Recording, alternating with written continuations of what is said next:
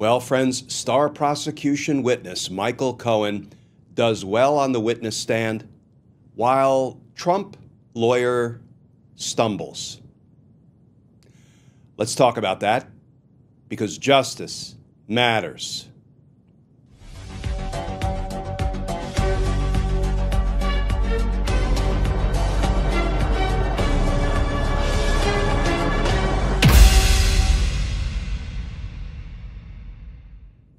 Hey all, Glenn Kirshner here. So friends, there is one unmistakable sign that the prosecutors in Donald Trump's criminal case up in New York believe that Michael Cohen is doing extremely well on the witness stand. And we'll talk about what that one sign is in just a minute, but let's start with the new reporting. This from CBS News. Headline: Michael Cohen faces questions from defense at Trump trial on second day of testimony. And that article begins, Michael Cohen, the key witness in Donald Trump's criminal trial, was confronted Tuesday with his own foul-mouthed statements about Trump and his lawyers as the defense got its first opportunity to question him. Cohen was calm, but occasionally combative, while fending off attacks from Trump attorney Todd Blanche, who targeted Cohen's, motivations and credibility. Confronted with recent statements in which he, Cohen, called Todd Blanche a crying little shit and Trump a dictator D-bag, Cohen replied dryly, "It sounds like something I would say." Asked about a series of times when he effusively praised Trump in 2015, Cohen said he was knee-deep into the cult of Donald Trump. And you know, friends, a pretty surprising bit of news that we got when trial concluded on Tuesday was that Michael Cohen will be the final prosecution witness. But before I take on the significance of that prosecutorial decision, can we talk for just a minute about what was really a pretty historic stumble by Donald Trump's lead criminal defense attorney, Todd Blanche? You know, friends, I tried a lot of cases in my 30 years as a prosecutor, and it's hard for me to imagine a worse opening, a worse first question on cross-examination of the single most important witness in a high-profile trial. But here is how Todd Blanche started his cross-examination of Michael Cohen. The first question from Blanche on cross-examination of Cohen: on April 23rd, so after the trial started in this case, you, Michael Cohen, went on TikTok and called me, Todd Blanche, a crying little shit, didn't you? Michael Cohen's response: sounds like something I would say. And then, friends, there was an objection, and that objection was sustained by Judge Merchan. And here's what Judge Merchan said: why are you making this about yourself? And Attorney Blanche said, I'm not making it about myself, Your Honor. I have a right to show this witness's bias, and he has expressed bias about the lawyers just because of who we represent.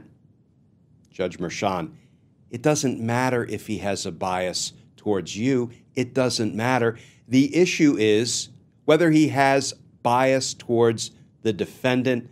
Just don't make it about yourself, Mr. Blanche. Ouch. You know, friends, Todd Blanche showed himself to be thin-skinned, petty, and his very first question on cross-examination drew an objection, and Judge Merchan sustained the objection. What does that mean? That is Judge Merchan indicating that was an improper question. It should not have been asked. Objection sustained. That's not the way you want to start your cross-examination of the most consequential witness in a high-profile trial. That's not the message you want to send to the jury. But that is how Todd Blanche started his cross. And I have to tell you, friends, based on reading the accounts coming out of the courtroom, cross-examination didn't get much better for Blanche, or by extension, for Donald Trump. But I think one of the most interesting things we learned at the end of the trial day on Tuesday was that the prosecution announced that Michael Cohen would be their final witness. Earlier on, they suggested there might be other witnesses after Michael Cohen. But it seems pretty clear that the prosecution thinks Michael Cohen is doing so well on the stand that he's going to be the last witness the jury hears from before the prosecutors rest their case in chief. Now, what can we glean from this prosecutorial decision? So I think most criminal litigators, prosecutors, and defense attorneys follow the rule of primacy, recency. Start strong, end strong. And the prosecutors have decided that Michael Cohen is doing so well on the witness stand that they want to end with his testimony. They want his testimony to be the last thing the jurors hear before they rest their case in chief. Now, friends, undoubtedly, you've heard reporting about a witness being on direct examination and cross-examination. Then there's redirect examination. Let me just unravel that a little bit because Michael Cohen, once he's done being cross-examined by Donald Trump's lawyers, the prosecutors will have an opportunity to do redirect examination of Cohen. Let me tell you what that looks like. So direct examination, for example, when a prosecutor calls a witness to the stand, we have to ask open-ended questions. We can't box the witness into yes or no answers. We can't ask leading questions. A leading question suggests the answer. You know, isn't it true that you saw the defendant do X? The answer is yes or no, but that's a leading question. And because the witnesses that are called by the prosecution are, in theory, friendly to the prosecution, they've had their testimony prepared, they've done some trial runs, some mock Q&As, so they know what's coming in court, you're not allowed to ask them leading questions. You can't suggest the answer. You have to ask open-ended questions. What did you see at the time you were at a particular location? Well, I saw the defendant do A, B, and C. So that's what direct examination of your witness, the party calling the witness, looks like. Then it shifts over to the opposing party, the opposing counsel. They get to cross-examine the witness. They get to suggest the answer with a leading question. Isn't it true, Mr. Cohen, that you lied about my client? That's a leading question. On cross-examination, attorneys will try to box a witness into a yes or no answer, and they won't let them explain the answer. But when cross-examination concludes, the prosecutors get a chance to do some cleanup questioning, redirect examination, where we can say, Mr. Cohen, the defense attorney asked you a yes or no question, and you answered a particular question, no, but it seemed like you wanted to explain your answer. Can you please explain your answer for the jury? And then the witness can lay out sort of the context for the answer, because as we all know, friends, it's in our common experience, some questions can't be answered with a simple yes or no. You need to explain. You need to qualify. You need to put some meat on the bones so it's a full, fair, and accurate answer to the question. That's what we do on redirect examination. And that is, in a very real sense, cleaning up anything that the witness might have said that was incomplete, that was cut off by the defense, that needs further explanation. And so redirect examination will kind of be the prosecutor's opportunity to have the witness put their best foot forward before their testimony concludes entirely. So a redirect examination of Michael Cohen might go something like, you know, now, Mr. Cohen, before we conclude your testimony, can you tell the jury, who was it that directed you to make those payments to Stormy Daniels to keep that damaging information from coming out? It was the defendant, Donald Trump. And Mr. Cohen, why did you make those payments to Stormy Daniels? Because we didn't want the information hurting Donald Trump's election prospects.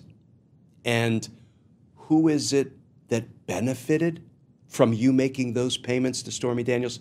The defendant, Donald Trump.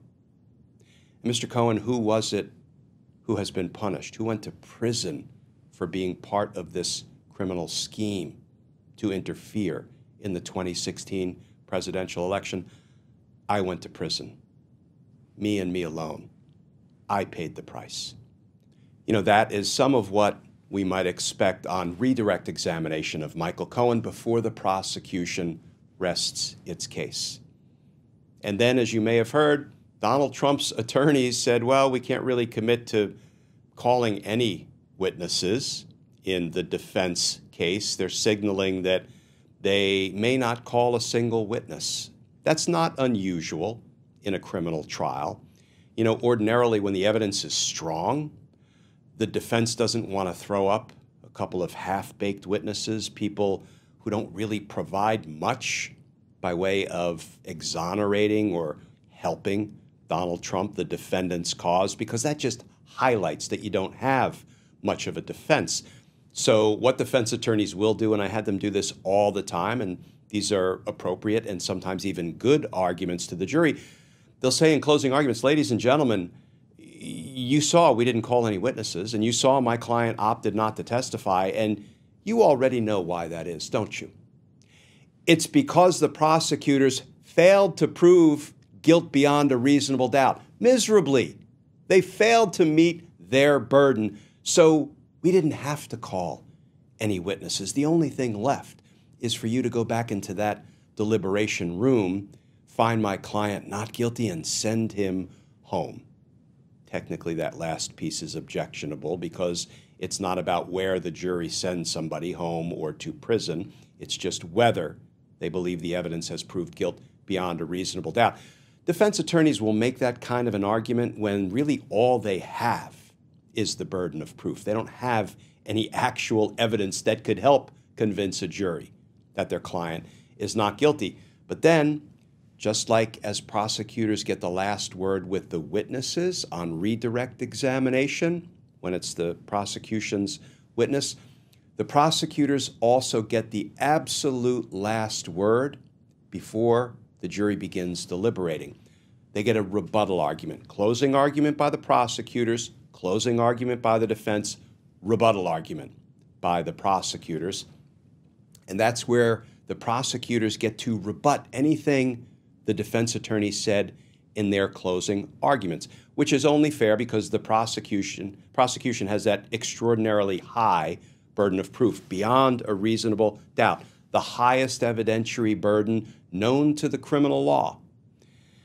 And I'm sure the prosecutors will take full advantage of their rebuttal argument by urging the jury that the evidence overwhelmingly shows that Donald Trump was absolutely part of this criminal scheme, not only to pay that hush money to Stormy Daniels, but to falsify business records to cover it up, all to gain unfair advantage in the 2016 presidential election, violating campaign finance laws. And the only thing left, ladies and gentlemen, is to go back into that deliberation room and hold Donald Trump accountable for the decisions he made to violate New York state law, to try to steal an election from the voters of New York and, by extension, from the voters of America. Hold him accountable for his decisions. Because justice matters. Friends, as always, please stay safe, please stay tuned, and I look forward to talking with you all again tomorrow.